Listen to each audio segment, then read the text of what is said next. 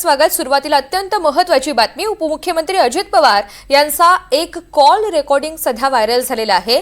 करमाळ्याच्या पोलीस उपअधीक्षक अंजली कृष्णा यांना अजित पवार यांनी फोनवरून दमदाटी केल्याचा आरोप होतोय। अंजली कृष्णा यांनी फोनवर अजित पवार यांना ओळखलं नाही म्हणून रागावलेल्या अजित पवार यांनी अंजली कृष्णा यांना खडेबोल सुनावलेत आणि थेट व्हिडिओ कॉल सुद्धा केला। म्हाड्याच्या कुर्डू गावात कारवाईसाठी अंजली कृष्णा गेल्या असताना हा संपूर्ण प्रकार घडलाय।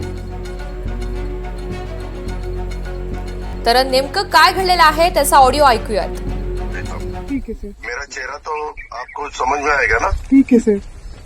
इतना आपको डेयरिंग हुआ है क्या? सर मेरे को कार्रवाई जो किया है मुझे कैसे पता है सर? कौन है? सर मुझे पता नहीं है ना सर।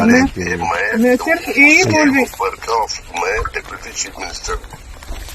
सर समझ रही है वो आप बोल रही है जो नंबर दे दो मुझे, मैं डायरेक्ट आपको देता हूँ। ठीक है सर। मेरा चेहरा तो आपको समझ में आएगा ना। ठीक है सर। इतना आपको डेयरिंग हुआ है क्या? सर मेरे को कार्रवाई जो किया है मुझे कैसे पता है सर? कौन है? सर मुझे पता नहीं है ना सर। मैं सिर्फ यही बोल रही। मैं डिप्टी चीफ मिनिस्टर। सर समझ रही है वो आप बोल रही है जो नंबर दे दो मुझे, मैं डायरेक्ट आपको देता हूँ। ठीक है सर। मेरा चेहरा तो आपको समझ में आएगा ना। ठीक है सर। इतना आपको डेयरिंग हुआ है क्या? सर मेरे को कार्रवाई जो किया है मुझे कैसे पता है सर? कौन है? सर मुझे पता नहीं है ना सर। मैं सिर्फ यही बोल रही। मैं डिप्टी चीफ मिनिस्टर। सर समझ रही है वो आप बोल रही है जो नंबर दे दो मुझे, मैं डायरेक्ट आपको।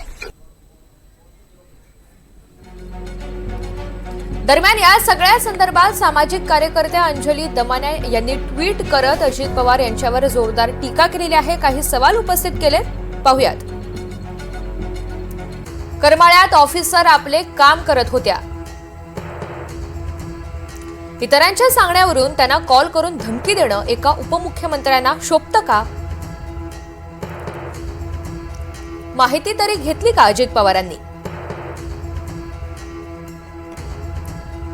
तुझी डेअरिंग कशी झाली असं त्या बाईंना अजित पवार म्हणाले। इतकी दादागिरी? याबद्दल अजित पवार यांनी त्या महिलेची माफी मागितली पाहिजे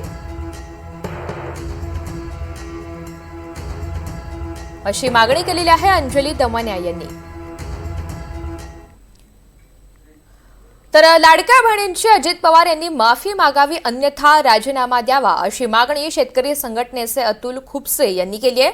करमाळ्याच्या IPS अंजली कृष्णा यांनी फोनवरून त्यांना उपमुख्यमंत्र्यांनी न ओळखल्यानं अजित पवार यांनी महिला अधिकाऱ्यांना दम भरलेला होता आणि या सगळ्या संदर्भात त्यांनी ही मागणी केली आहे।